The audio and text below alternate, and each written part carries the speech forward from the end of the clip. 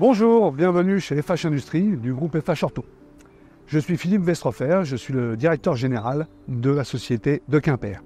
Voilà, j'ai 57 ans, je suis ingénieur de formation, j'ai 25 ans d'expérience au-delà de FH Industries, dans l'aéronautique et dans l'automobile. Je vais vous faire la visite du site de Quimper. Nous sommes implantés zone de Carnévez à Quimper, plutôt à l'ouest, au nord-ouest de Quimper.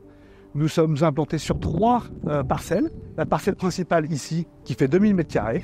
La parcelle ex-Dacia que l'on a acquis en 2017, qui fait 1000 m². Et la partie ici à votre droite, qu'on a transformée en parking, qui fait 2000 m², qu'on a acheté en 2015.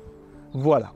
Ici sur Quimper, nous sommes 108 professionnels au service de nos clients. Nous faisons la conception et la fabrication des prothèses et des implants, des implants et des instruments pour le groupe FH Ortho. Activité de conception, de fabrication. Nous allons commencer la visite en allant à la conception, voir nos amis du bureau d'études. Juste avant, je vous présente la salle de réunion principale de l'usine. Ici, chaque semaine, ont lieu différentes réunions qui permettent de piloter l'entreprise en termes d'amélioration et de suivi des différents projets. Voilà, elle est capable d'accueillir 22 personnes. Nous allons monter au bureau d'études. Juste ici, dans cette aile, nous avons l'ensemble des services support à la production et des services classiques pour une entreprise qui est une SAS, avec de la finance, du contrôle de gestion, de la qualité, des validations de procédés, des méthodes, des achats et des ressources humaines de l'informatique.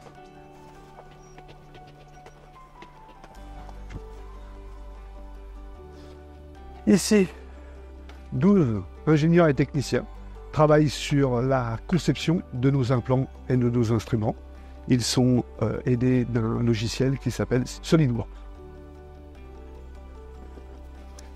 L'organisation du bureau d'études est en business unit. Nous avons une première business unit qui s'occupe de la partie largent, genoux, hanches, et une autre partie qui s'occupe de la partie extrémité, épaules, pieds. Ils ont un petit laboratoire qui leur permet de réaliser les différents prototypes avec une machine de fabrication additive plastique 3D qui est ici même. Aujourd'hui, l'exigence réglementaire et nos besoins sont vraiment d'une exigence extrême et nous avons eu besoin de renforcer nos équipes par des spécialistes pour différents domaines, en particulier la biocompatibilité et la stérilisation. Et nous avons un docteur de chimie qui pilote l'ensemble des travaux sur la biocompatibilité de nos instruments et de nos implants.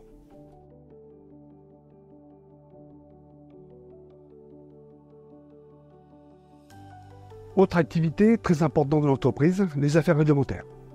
Comme nous avons besoin de déposer et d'avoir les autorisations de commercialisation de nos différents produits dans les pays où nous souhaitons faire des ventes, et une équipe de 10 personnes qui travaillent à temps plein sur ces dossiers.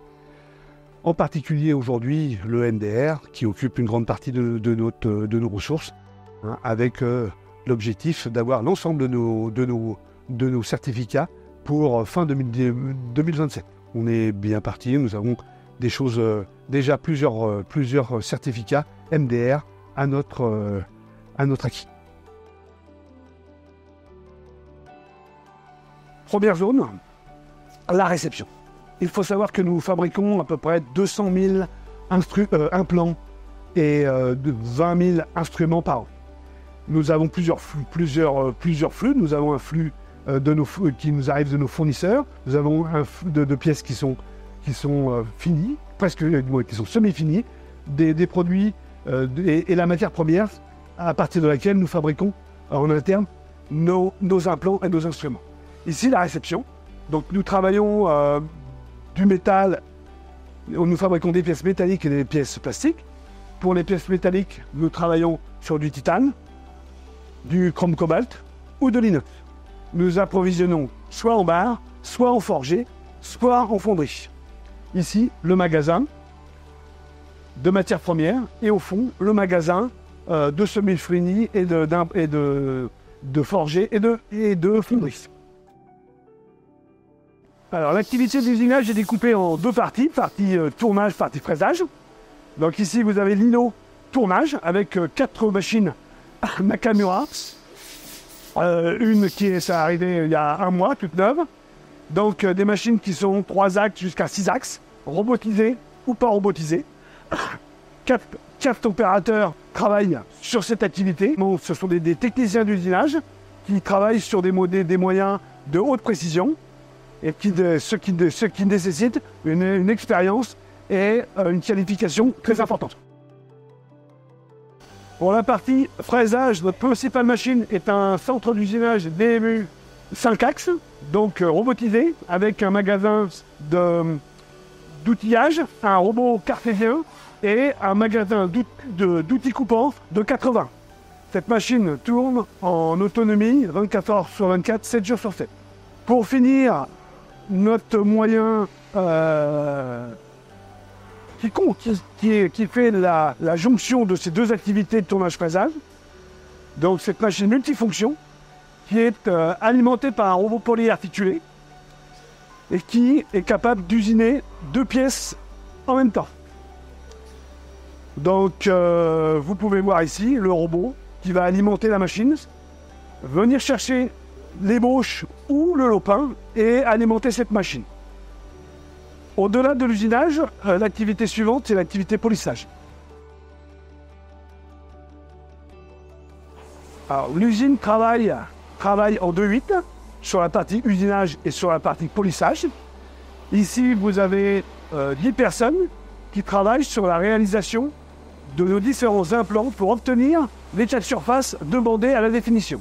En effet, une prothèse articulaire est une rotation entre 2 éléments, un élément plastique et un élément métallique. Cet élément métallique doit avoir un état de surface le plus parfait pour éviter les coincements et pour avoir un meilleur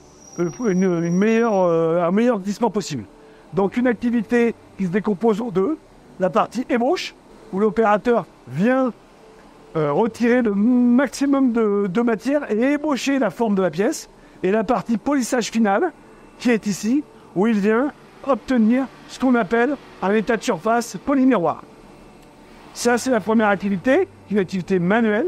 La deuxième activité ici, c'est obtenir un état de surface par plus mécanisé avec projection de composants. Alors ici, soit microbillage, donc on projette des billes pour avoir un état de surface, ou corandonnage, on projette du corondon pour avoir un état de surface qui est différent. Voilà cette activité. Donc usinage, polissage, et ensuite la partie métallique c'est fini, ça va au contrôle. Mais comme je vous le disais, nous avons deux matières, du métallique, du plastique. On va aller voir maintenant l'atelier d'usinage du plastique.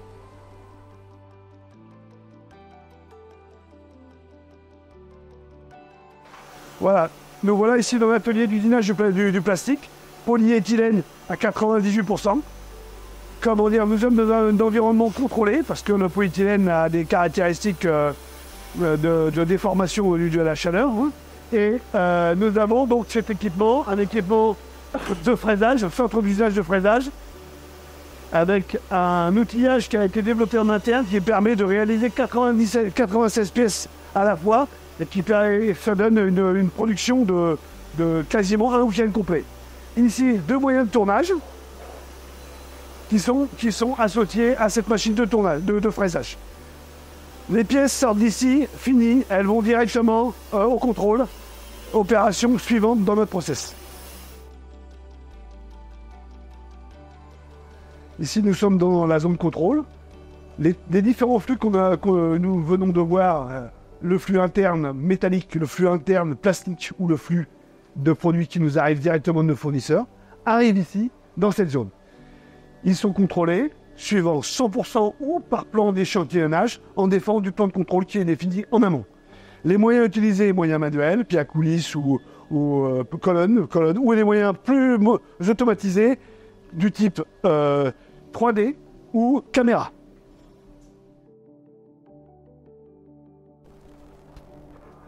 Voilà, donc nous avons ici 2 salles propres, dont la capacité est 5 personnes par sac propre, qui nous permet de faire le conditionnement de nos implants, soit en double sachet, soit en blister. Ces environnements sont contrôlés. Nous avons des suivis bactériologiques quotidiens qui sont réalisés avec des études et qui nous permettent de nous assurer qu'on n'a pas de problème potentiel au niveau de la qualité de propreté de nos implants.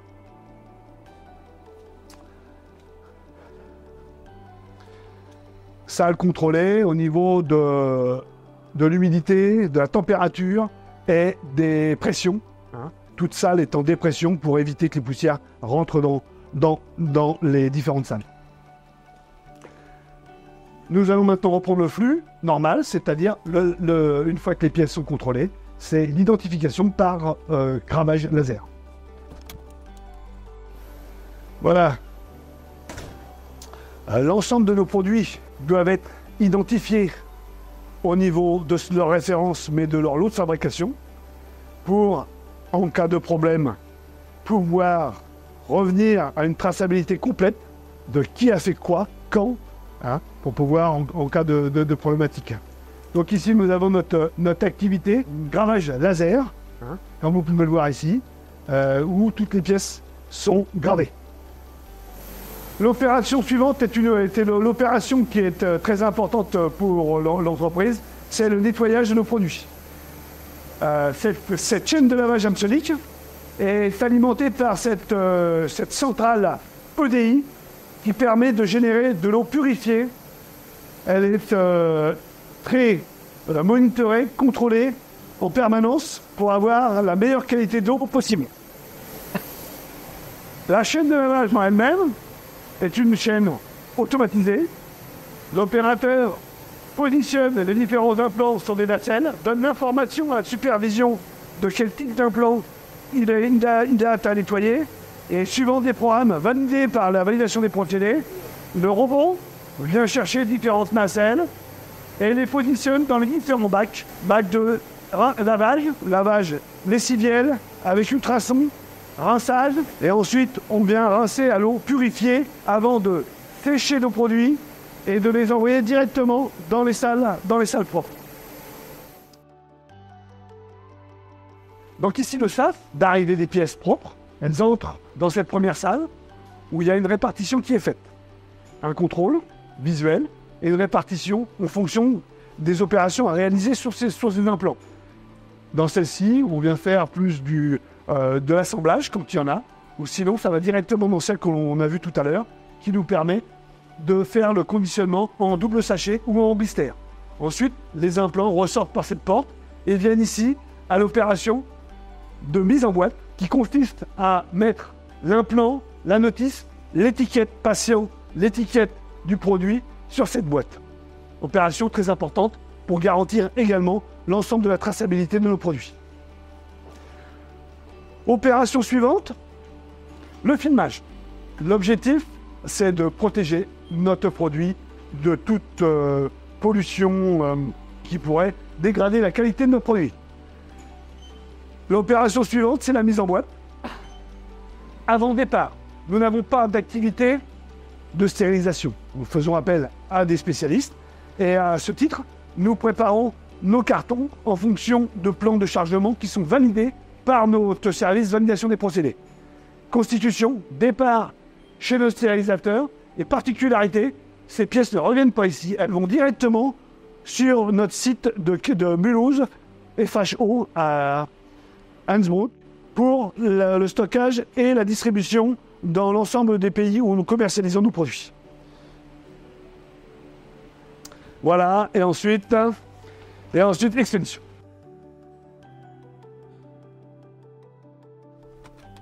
Ici, la cantine et le local de pause pour nos salariés.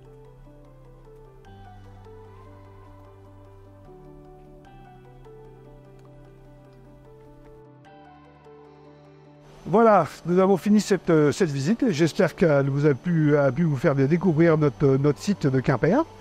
Et je vous souhaite une bonne journée. Kenavo.